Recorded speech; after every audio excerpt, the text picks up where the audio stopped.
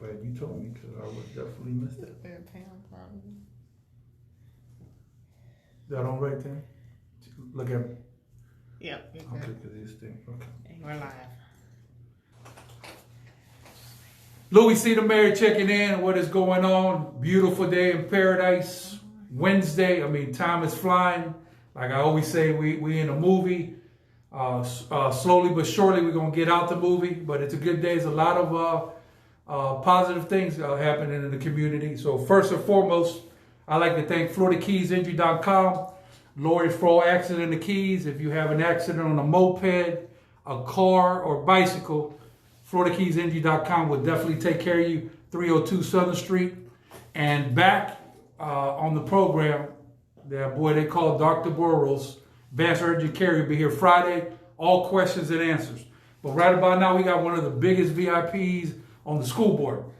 Showed up today. We're masked up. You know, some people asking about masks. So Andy requested I wear a mask. So I'm going to have the mask on. Also, I got my Airborne here. This is great. If y'all know anybody watching from Airborne, tell them they need to call Louie C. the Mayor. We're going to take care of you.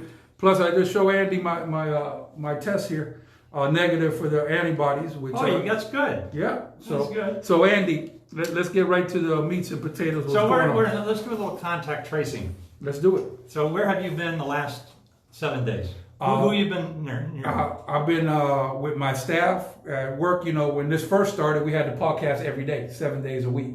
And we wasn't planning to do a podcast, but we had to get, information to the community, kind of like what we did with the Hurricane Wilma, when we lost communications completely in Key West, and we started doing a Facebook Live, and we got up to almost 70,000 views. So my schedule is basically to come in, do my podcast, get ready for my production on the radio, and work with city officials and my team and my committee to see when the city going to be open. So I go from here to home and back, and sometimes on Sunday I go to a private beach. I can't tell you the location. You know, it's like the mob. We tell you we got to kill you.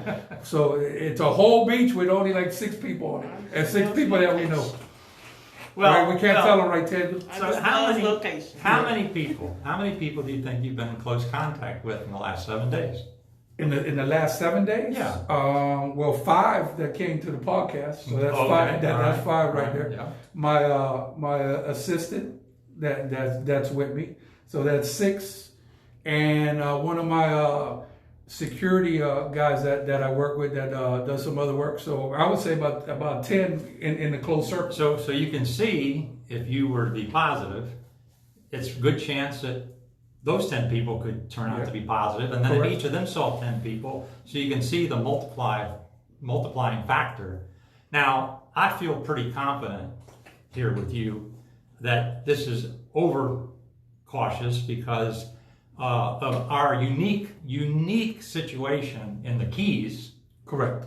Is that we got the lowest numbers in the state, the lowest deaths in the state. We have 1 death for every 23,000 so far. So I want you to give me those numbers that we talked off camera today, going from Key West, New York City. Yeah. Miami, give them those numbers Miami right there on that Dade, camera. Yeah. And project your voice so we can be clear on what we're hearing. Go ahead.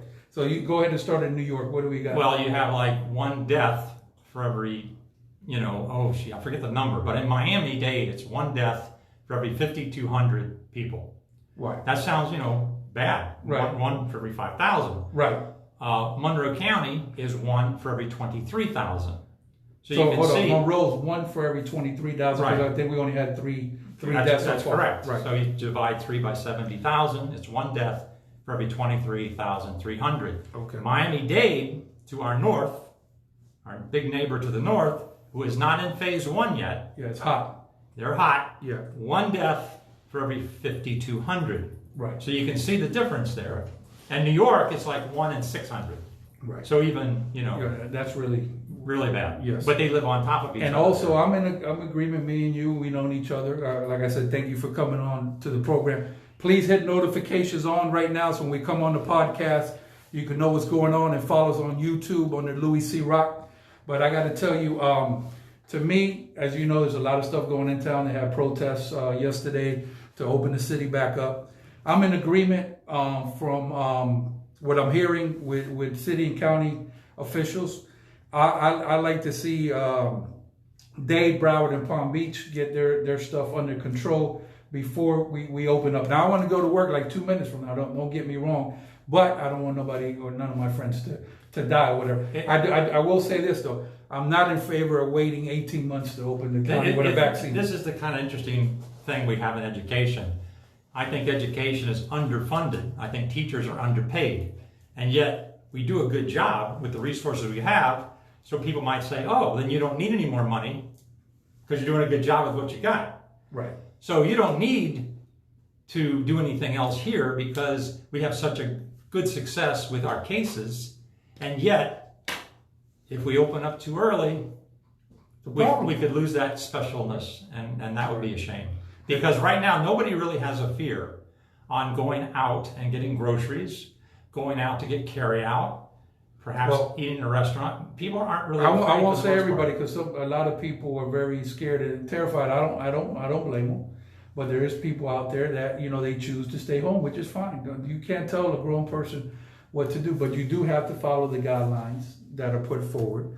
And with the task force, the committee that I formed with Dr. Burrows being lead, we moved everything forward where you could have testing countywide, advanced urgent care through Key West Marathon and Key Largo, not to test 80 people in one day, but we're prepared. But we started this committee a month and a half ago, right when it kind of first started. So our work is pretty much done. And like I talked off camera, more testing, more positive results. It's just facts. Yeah, if you do a data dump like that, your numbers are going to go up because we don't really know. We've only tested 1.5% of our population. Gotcha. That really doesn't tell us much.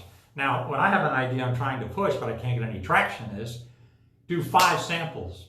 That's right. 1 test. Clear a whole household. Clear a whole family. You send in 5 samples, mix them all together, send them up. You said you've seen this somewhere where it's worked. Nebraska. They're doing it in Nebraska. At all places, Nebraska. Right? Okay. So you send in multiple samples, 1 test, and you clear multiple people. I even read today they're talking about testing college dormitory sewer. Really? They could test everybody in the dormitory. Really? By taking a sample out of the sewer. Okay. Well, I know you do a lot of research, and I appreciate people come here prepared.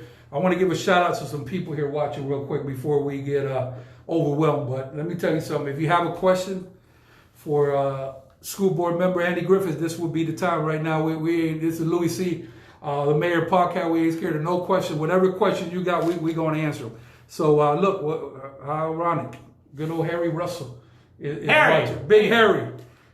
Mark Lyons, FloridaKeysEnergy.com. How you doing, sir? Terry Craney, you know that? Oh my gosh, for 100 years. Look at this person. Good old Alencia Galvin watching.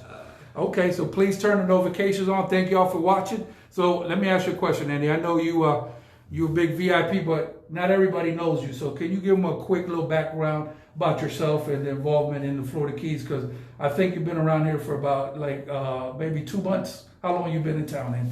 All right, so my father was a fisherman, and I'm a fisherman, and he drove down from Miami to go fishing every weekend from Miami to Key West, every weekend, stayed on the boat 2-3 days, and that's how I grew up. And he decided he wanted to move to Key West full time so he didn't have to make that drive, and built a house on Key Haven in 1969. So I came here when I was 10 years old. Wow. And I'm 61. I thought you was like 54. Okay. So now I'm going to tell you something that me and you haven't talked about. So I got a little history with fishing too. We're going to talk about fishing. We're going to talk about all kinds of good stuff. So let your people know that we're on the live right now. And it's going to be very interesting today and fun. And we're going to, uplift spirits because that's what we do around here. So what had happened was I started coming out here when I was about 12 years old with my cousins. And they're all commercial fishermen. Where were you born? I was born in New York, in Manhattan. Okay. And then I went to high school at Coral Gables High. And then I transferred into Key West High 11th and 12th grade. Oh, wow. And then I played in 11th grade, coming in after we won the state championship and made the team, which, they say there's no possible way you just could come there from Miami. I said, man, I ain't scared about nothing. I'm coming to make it happen. Y'all got me confused or whatever. So what happened is, long story short about the fishing, I'm glad I was able to do that fishing, because have you ever been on a crawfish boat commercial and put 400 traps on a boat? By myself. 400? After I have back problems today, I think, because as I was developing as a boy, 13, 14, 15, I was stacking those traps high by myself. Yeah. So some of y'all don't know anything about fishing. Let me tell you something, okay? So we start the lobster season, right? So what happened was, it's all gravy the first day, because all you gotta do is load the boat one time.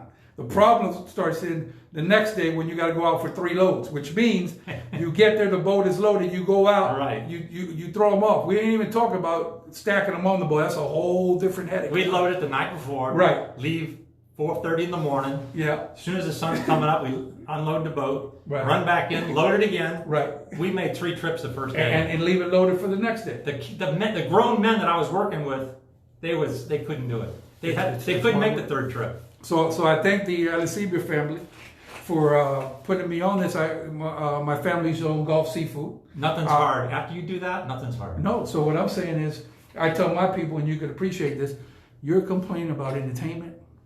You really complain about doing some entertainment. You should try, drilling stuff in the sidewalk with jackhammers and go crawfish and see how that's hard labor work. This ain't nothing. We could do this all day. So let me ask you, Andy. So you have, first of all, do you agree with me that Stock Island is the future? Let's start there. Is Stock Island the future? Well, Stock Island has changed a lot. It's changed more in the last 5 years than the previous 45 years. More change in 5 years. And it's going to keep going like that into the future for sure. So Stock Island, so many tourists. We've never seen tourists out there holding maps walking around Stock Island. You've been there for forever. To me, I see a lot of people. Now we're in a tough situation, but they was buying everything that you can in Stock Island. Now, I've been saying Stock Island's the future because there's only so much square footage in Key West. That's right. So obviously, if you have a business that's in Key West and you only could go there to that business in Key West, and now you have it in Stock Island, you still have Key Haven next door and Stock Island, so you might not have to come to Key West, because we're kind of spoiled down here. We don't want to go from, we say all the way to Stock Island from downtown. And I said, really? I say all the way downtown. You want to go all the way? I got to come all the way downtown for this podcast? Come on, man, that's nothing. So tell me a little bit about your business and what you do, Andy, on the fishing side. Well, when I worked on the crawfish boat, I knew I had to do something else, because that was a little bit, I didn't want to do that for the rest of my life. It was just back-breaking work. So I started taking people fishing, and I get to keep all the fish, and then I'd sell the fish when I come in. And then people started to pay for the fuel, and then I got the idea of charging to go take people out. And we would go to the Tortugas 3, 4, 5 days at a time, fish, bring back 1,000 pounds of fish. And I did that for about 10 years. When did you start? I got my license in 1978. Wow. And then I started running the trips in my dad's lobster boat in the early 80s. And then I built my own boat in mid-80s with air conditioning. When I put air conditioning, my business exploded. I was only busy in the wintertime. We were lucky to get a trip in the summertime. When I got the air conditioning, the trips took off in the summer because the weather is predictable. Okay. So now, since we're in the statute of limitation, I'm gonna have to ask you this. So when you've been out there on the ocean, you ever looked around and found some sport groupers out there floating? Looked around, yes. Never found nothing. Never found nothing. No. Okay. No. At least you're honest. So you still doing it today, right? And well, I got up to 7 boats in the mid 90s. In the mid 90s, and then I kind of stepped away and was mostly the manager. Gotcha. And then I would manage, the trips and book the trips and run the accounts. And then in 05, 06, I started in 2000 then to sell the boats to the captains. So then the captains each would have their own business. And I would be completely out of it. I'd be a figurehead. Right. And then I sold a piece of property where I housed the boats, and then I never looked back. Once I sold that property, I said, you know what, it's time. They could all do their own thing. And some of the boats stayed at that property. One is still there. One of the 6, 7 boats still there, but they're all over town. So since we're talking, I'm gonna skip around here on some of this stuff because this is. But all the boats are still here in the Keys. So they're all still working. All still working. Okay. So I have this here, and I was going to talk about this later, but we might as well get to the meats and potatoes of it. You always say that. So, you have a neighbor? You you know any of your neighbors? Dr. Norris is my neighbor. Look, he checked in. There he is. You've been doing a good job there. I hit him. I don't try to bother him too much. When I see him come home, sometimes I have to ask a question when I. I don't know Dr. Norris that well. I met him in person one time to Dr. Burrows. He loves to mow the grass. Let me tell you something. That man's working hard out there. Yeah. He really is. He's working. I don't think he sleeps. That guy. I know, right? Yeah. What does he sleep? Entertainment. We used to not sleep. Doctors, I guess, could kind of be the same way sometimes. But right now, in the middle of pandemic, you sure ain't sleeping. That's for sure. So, what is your opinion on the mini lobster season? Well, I think it's destructive. I know it's a lot of income for some people, especially if you fill dive tanks and things like that. But it's destructive. I mean, people come down from the mainland and they want to get all the lobsters they can. I really don't understand it because they can only get 6 apiece. But when the mini season's over, you can only get 24 per boat. So I think we just ought to do it 24 per boat. Okay, I didn't know that. Okay, yeah, because there's just too much of an incentive to rape and pillage. To me. So you could get 24 per boat whenever you want? In the regular season. Whenever. You could go every day if you want. In the regular season, right. Okay. But the sports season, or whatever they call it, mini season, it's 6 per person. So people load on 10 people onto a boat that carries about 6 people. Correct me. This is my opinion. So can that 2-year-old, can he go down there and get a lobster? But he's got a license. That's crazy. That's crazy. But let me tell you this. To me, commercial fishermen is tough. It's a tough business. You got that right. And these prices ain't been good with lobster here. It was good here maybe 4 years ago or something. Yeah, when the live one was going to China. Yeah, right. So that's over with, right? So to me, you work hard getting ready for lobster season, and then you have people out there doing this for fun. We got to eat off this. Yeah. The people that. So to me, it's like. Well, don't forget, we are a destination location. I understand. So that's one more attraction in our toolbox. And I can comment on this because I'm on the entertainment side and the tourism side. Right. So I really don't think they're doing it to load their freezer. I think it's like a rodeo, right. Like a rodeo. Exactly. But my people that are working hard, the commercial fishermen, they should be the ones that have the first crack at this. I personally would get less people at the bar. I'm fine with that for that week. To figure something else out, then let my people go out. It's like me and you open a business, and then on the first for the first 2 days, you can just go in there and grab stuff for free or whatever. Right. So I don't exactly know how to do it. I know I guess they were saying it because at first everybody would go out there and it might be kind of hectic on the ocean. And another thing not to play with is that ocean. That's why when I go out on the boat with somebody, I appreciate having fun and stuff. I don't play with captains that I don't know because The Perfect Storm, we watched that movie, it's some serious stuff going out there. So I don't play about that water because I grew up into it. I can know what happened when things go wrong. That's nothing to play with. So like I said, God bless all my fishermen. And and as hard as it was when I was growing up, it's even harder now because they have to deal with all the different regulations and the restrictions and the licensing and the tag. We didn't even have tags on our traps back when I was doing it. Now they got a tag on every trap. Do you know a girl named Jill Craney?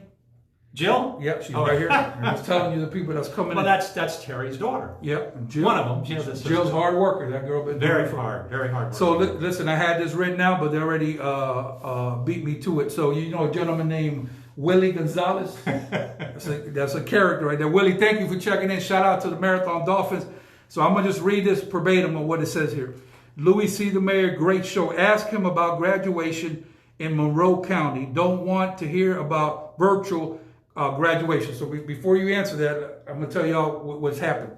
So in Marathon, the city approved unanimously 5-0 to hold graduation ceremony on city property at the amphitheater in Marathon. Therefore, they're going to have a physical graduation. This is not being conducted by the school board. It's being conducted by the city of Marathon. So, normal things are going to happen. They said, well, how about Key West? How about Core Shore? So you being a school board member, I want you to address this because this just came out last night. 1 million people don't even know about that. So can you comment? Well, first of all, I got to say that every decision that we would make as a school board would put public safety number one. No doubt. We do not compromise public safety If we get into a debate, we are going to err on the side of caution. They could hate me. I'm going to do what I think is the right thing, okay? The city of Marathon took that monkey on their back. There's a very small graduating class in Marathon High School, 70 kids. Every kid on the field is going to have a 144 square foot box to sit in, right? Because 6 feet every direction, 12 by 12. Gotcha. So if you only got 70 kids, a football field is big enough. So they can socially distance the kids, just like they did some of the military graduations. Gotcha. But how do they socially distance the groups of families that are going to be watching? Nobody knows that. We can't tell parents not to bring an air horn. Because if a parent lets off an air horn, the next kid coming up the stage, their people can't hear their person's name because some other guy had an air horn. We can't control people with air horns. How are we going to control social distancing at a graduation? So, we're going to do it virtually here. Our principals are doing what they do. Our principals are going to do what they need to do. And they, for the most part, have made plans for a virtual graduation on the day, at the time, we would normally do graduation. So Key West is proceeding with the original plan, no changes? However, I think there are plans being made for a future date later in the summer for the physical graduation. I haven't heard what those plans look like yet because we don't even know if there's going to be a Fantasy Fest this year. They know, the people that organize Fantasy Fest say they have to know by July 1, pull the trigger or not. You know, I know a couple of things about Fantasy Fest, so now that you brought it up, I'll just get to the meats and potatoes about that.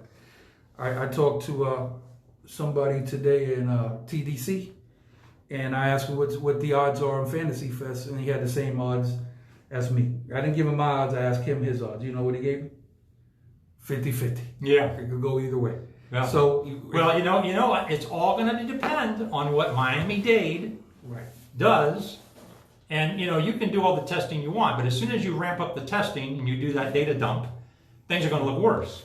But what's constant is the deaths. So I'm going to say... You don't fabricate the deaths, okay? You can't. The tests are the tests, how many tests, but I look at the death rate. To me, that's a very important marker. And you brought some good information. I'm going to tell you this again. I've been on this committee with Dr. Burrows for a month and a half, okay? We've signed off on our committee, and this is what we came up with, and I'll say it here real brief. Testing, you want to test everybody in the city and county, let's start right away. We're ready, equipped for that. Advanced Urgent Care, Key West, Marathon. 5 people, 1 test. We came up with a plan a long time ago, right? So then, like he said, more tests, more positive results. More people coming in from wherever they come in. People are going to come in that are sick. It's just going to happen. I won't even play poker right now with my poker buddies. We love poker. We're missing it terrible. Yep. Terrible, we're missing it. Right. You got to live, though. You got to live. If I don't want to play poker with my friends, do I want people coming from Miami to sit in the restaurant with me or go to the grocery store with me? No. And I would say this. So what we've come up with is, because 100% to resolve the issue with COVID-19, you're going to need a vaccine. Unfortunately, there's not going to be a vaccine. Or a treatment. One of the two. I think treatment's going to be here before a vaccine. So right now we're in this pickle. It's a serious pickle. It's not easy because we're talking about people's lives here, right?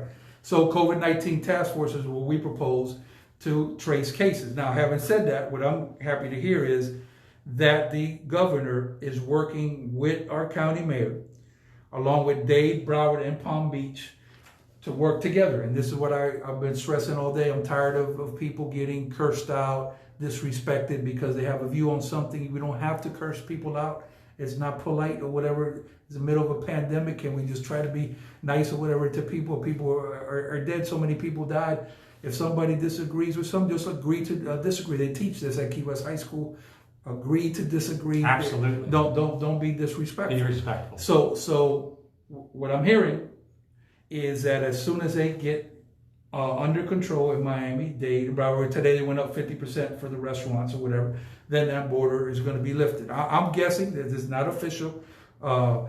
around June 15 is when I'm guessing it's going to be lifted. And well, they're on. If you look up Key West destination, they're saying that we're going to be open July 1. If you go out on there, and that's what a lot of people said. I'm saying so June 50, but even July 1, I wouldn't have an issue. I'll be honest with you. But here's the thing: when it opens, that means open. That means people are going to come in, right? And we're going to have to be prepared. And what we don't want, nobody wants to have the hospitals overwhelmed the whole 9 yards. But I got to tell you, I know one thing. Once again, you can't keep the city locked down for 18 months. No, that's unrealistic. Everybody knows that. The medical professionals are afraid that they only have a certain amount of rooms and ventilators. Correct. So if we have a outbreak here in the Keys, we do not have the necessary medical facilities to meet that. And I'll be honest with you, the city and the county have done great alliances with the military. I haven't talked about this for a while because it hasn't come up. So they're not out there sleeping either. They hope for the best, prepare for the worst. Right. They have a plan with the Navy that in a worst case, this happened a long time ago, right from the beginning, that the Navy has a plan to basically take care of an overwhelming situation that would happen to the hospital. We hope we never get to that. Right. You know, I can't guarantee you that that's going to happen. This is unpredictable. Me and Andy could go eat dinner in 2 hours and the whole thing happened different in the nation that we don't know. This is a movie. I call it a category 6. So we'll see what happens. And just because you test and you're cleared today, you're going to go out there and come in contact with 10 people tomorrow. And then you might not be cleared after that. So, you know, the testing is just a snapshot at that time. Yeah, and also, Andy, I'll say this, and I appreciate you so much for coming on the show. I don't care what they say about you, I'll write in my book. Okay, so, and Andy will tell you one thing about me is I call him like I see him. I'm going to say this right on the record. I could play baseball with you in 2nd grade. That don't mean I'm agree with a million things that we do just because we come from the same cut. All right, I go with what's right and wrong, and if it's against popular stuff. What happens is people that we both like are going to disagree on what the right. Everybody asks me, what is the right thing? You know, well, that is my opinion of what the right thing is. Right. You know, it's all our opinion on what the right thing is, and that's where we clash. We know where we want to go. We want an excellent education system. How do we accomplish that is where we get into some. And these are the debate. facts. Another thing you learn at Key West High School, Marathon High School, Core Shores High School, is fact and opinion. Okay, so let's get to the meats and potatoes on facts. And you tell these people on camera how long you've been a school board member. Oh my goodness, a long time. You've been out there for a while. Yeah, 28 years. 28 years a man has been on the school board. If you don't like what this man is doing or anybody up there, what you do, there's a building, you go there, you get a piece of paper, you fill it out, and then you can go ahead and qualify. What, you mean to speak? No, I'm talking about if they don't like what a person's doing, you could always run for city. For school board members. It's not an easy job, and you're never gonna make anybody in life. You'll never make everybody happy. You make a decision, and 50 people are not happy. Right. The next decision you make, it'll be a different 50%.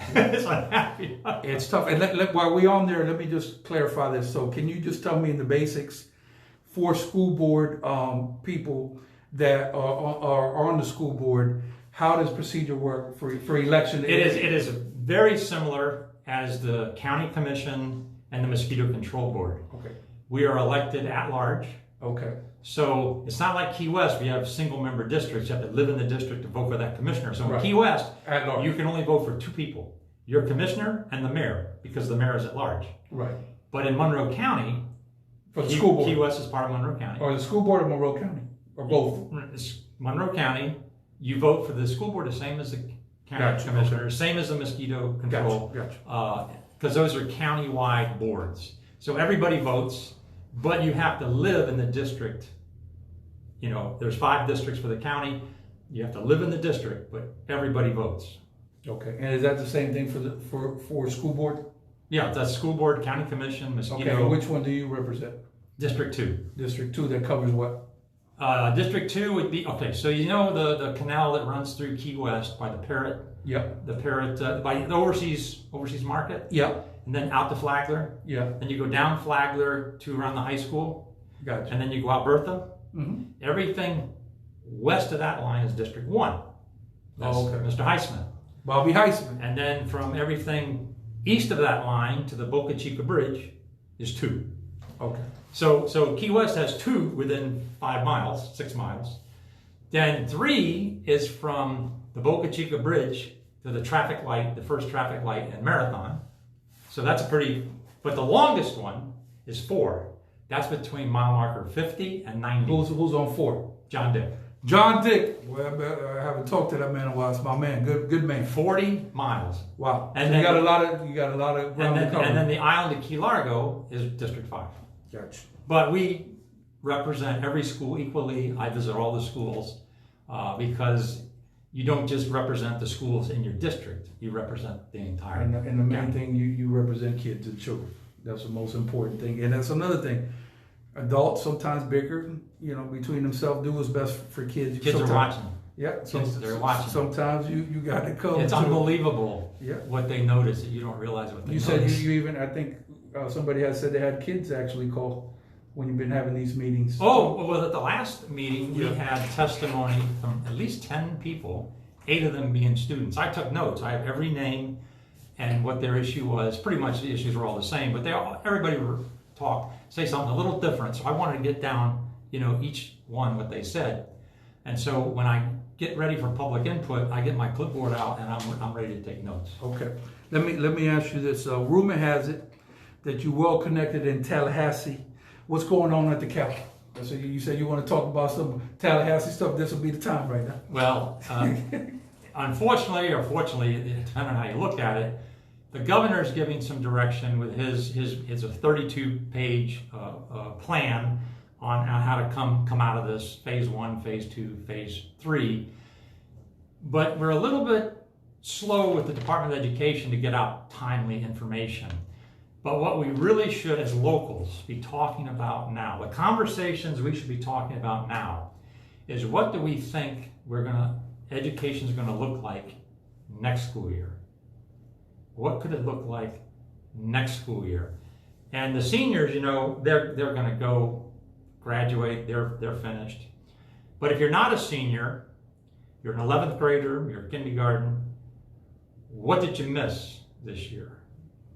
Your point. And what do we need to do for you next year? And will we have lunch next year? Does everybody in the high school need to go have their own lunch off campus? Are we going to have the same classroom, kids sitting size of the class, side by side? Yeah. Will we have to have 2 shifts and have that classes half as big? These are some of the things we may need to start getting contingency plans for. I know my daughter went to Boston for college. They're not planning on having fall classes. Really? Already? Already. Wow. Okay, well that's not good. Now let me ask you this. Talking about athletics, right? I haven't heard anybody talk about this or bring this up as far as this question, and I asked Amber the other day, and I ran this by Christina. So obviously for the eligibility, right? Nobody's going to be held back so they could play a sport they want to do. Right? Now my question to you is, this is my idea. If I'm a junior, right, and I'm going to be a senior next year, right, and my schedule says let's say Key West High School basketball, through the state, I could play 26 games, right? Would it be a good idea to maybe give them kids a couple more games because they missed the whole season before, maybe add whatever you think makes sense based on, because the seniors can't get it back, but the juniors missed them. Right. So I'm not saying you're going to double the games at 52, but maybe you could throw them a bone and have a couple more games. And I know that might take away from education, but the kid's been through a lot. What's your opinion? I know this is the first time you probably heard this. Well, I don't like to share my opinion when I'm not up to speed on the consequences of an opinion. I might say, oh yeah, Louie, that's a good idea. And then I don't know. I say, oh, and then someone says, right. You didn't think of this. I go, oh. So before I just come out with an opinion on it, I need to study it. Okay, fair enough. And so you ask me a question, I don't know the answer, I'll go find you the answer. It's just my idea. It sounds reasonable to me, but I don't know. I know that the high school activities association, it's a statewide board. I think we have a local that sits on that board, I believe, from Marathon, I believe. It sits on that board, and they're the governors for any high school athletics. And so we would take our direction from that group. Fair enough. I respect you, you're a gentleman and a scholar. So let me ask you this first. Let me get a couple of comments here. So you know a young lady named Doris Arnold? Oh, yeah. If there's going to be a mini season, it should be after the regular season, not before. Right, That's her right. opinion. Right. Okay. Now you're getting the fisherman opinion there. I know a little bit about that, you know. Yeah, that's fine. Sherry Culpepper, you know that lady? You know, her son was on a state championship baseball team. Look at this character. You ready for the name? Good old Mike Bongo. Oh yes. Mike Bongo, what's really going on, man? You not He here. has an opinion about some things. You're not in the trenches right now, but I know you're still watching. Mike says thank you for wearing a mask. You're welcome. It only works if both of us wear one. Yes, you know? yes. You know what they say? Yeah. You wear the mask for others. Hey, listen. You wear the mask for others. The man asked me to wear a mask. I wear my mask. I comply. You know, it's tough in here. If I wear a mask, I'm only 30% good, but you're 70% good. But if we both wear a mask, we're 99%. Airborne is good for the immune system. That's free on air. Oh, and then you saw the thing on Facebook. Oh, the particles, they get through the mask. The particles, Dr. Norris explained this. I said, doctor, you got to dumb it down because you make it too complicated. Yeah. The droplets that contain the particles, Right. the mask can stop those. Okay. Those water particles, the mask can stop those. Okay. The molecules inside the water droplets, no, they can go through a mask. But you're stopping the big stuff. I just noticed you got a customized mask. First of all, thank you for matching with the baby blue on the mask. And also you have a nice mask with fish on it. That is outstanding. See, now I got to up my game. I thought I had all the swag. This man don't swag me out all day. So This is just an Oxford blue shirt, man. It's common, very common. It's very very cool. So check it out. Tomorrow, Thursday Night Live, WEOW 927. We're gonna be all the way live. Make sure y'all tune in. I got DJ Slice all the way from Philadelphia, DOS from New York City. I got my man C.O. Piscopo, Dade County 305, and I got DJ Jack with the Marathon Dolphins. So it's gonna be a good show. 7 o'clock. You can hear worldwide on iHeartRadio. And we'll be on the podcast at 6:45 prior to. So and if you got a few extra dollars, go buy the people that are feeding people and make a donation. That is outstanding. Also, I heard that you like to do stand-up comedy. I do. Can you deny or confirm? I confirm. I love doing it. Okay. So where do you do it at? Bottle Cap. Okay. Well, I did do it at the Bottle Cap. Okay. You know. Well, you'll be back there We're soon. trying to do Zoom comedy. Yep. Complex. Carmelo, and out there. Saturday Night Live is doing it. You know. Carolyn, great people over there. Owners of bar. Carolyn's great. So how did that come about? You started doing comedy. I signed up for a workshop at the studios at Key West, how to do stand-up comedy. And a comedian from New York came down to teach the class. They put her up in one of the cottages. And so I took like a 6-week course. You did. And then on graduation, the people in the class had to perform on stage at the studios. We had 140 people at graduation. Gotcha. That's awesome. And then somebody asked me to do the bottle cap. That's awesome, man. Well, you keep at it. You know what's the key to a woman's heart, right? You can make a woman laugh. You can about make her do anything. So you got to make sure you can make girls laugh. But I tell you, it's a pleasure having you on the show, Andy. Anything else you want to give a shout out? Anything else you want to talk about? Well, it's just, again, let's be respectful of others' opinions. We can't all be right on everything. Let's everybody give their opinion, be respectful, and disagree agreeably. And if you got a few extra dollars, go give it to some people that are feeding people. You know what I didn't ask you, I forgot about this. I'm glad that you said that. How about your charity work? Don't you work with several charities also? I work with a lot of nonprofits. The one I'm very proud of is the Take Stock in Children program. Can you explain briefly what that is? Because it's really a mentoring program, but for every student that qualifies, and Monroe County is the gold standard for Take Stock because every single eligible 7th grader goes to college for free. Okay. It even includes housing. So and what's the criteria to get signed up for a child? You gotta get the grades. Okay. You gotta stay out of trouble, and you have to meet with a mentor once a week. As a second adult. So anybody can sign up? Have to qualify. What's the qualification? It's a grade point average. And you have to sign up to meet with a mentor. You sign a contract, actually, with Take Stock, that you're going to do what you're supposed to do. And at the end of it starts in 7th grade. They qualify in 6th grade, but you can jump in later because the slots come open. So what you telling me is... But other counties have a selection committee where they have to choose.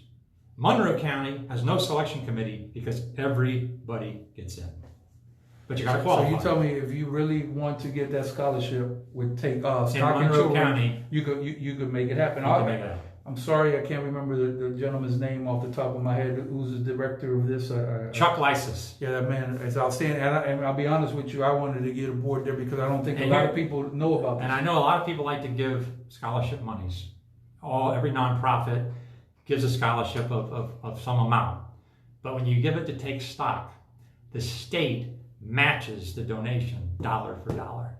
Really? I donate my salary to Take Stock. Do? And the state matches my salary. Did you just say you donate your salary? Yes. Okay. And the state matches the salary. Okay.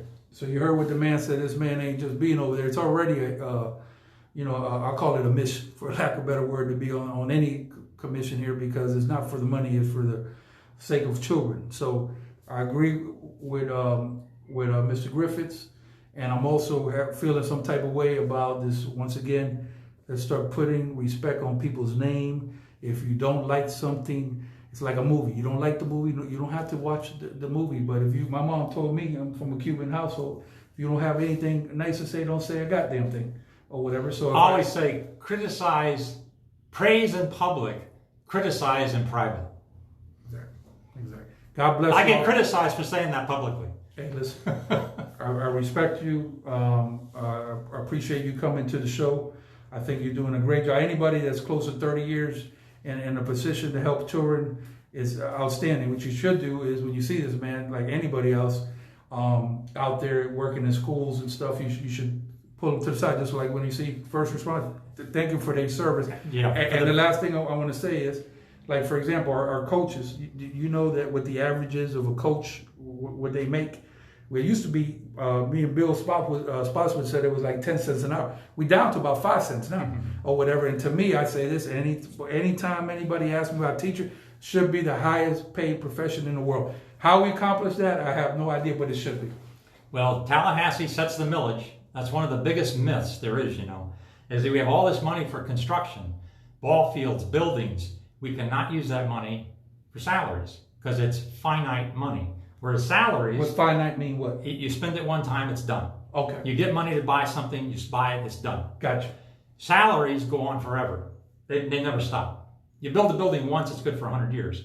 But you pay people forever. So you have to have a revenue stream that's continuous for people. It could be a one-time thing for a building. So we cannot mix those two. We're one of the few organizations that cannot mix those two monies. So when somebody says you spend all that money on Key West High, the ball field, but teachers,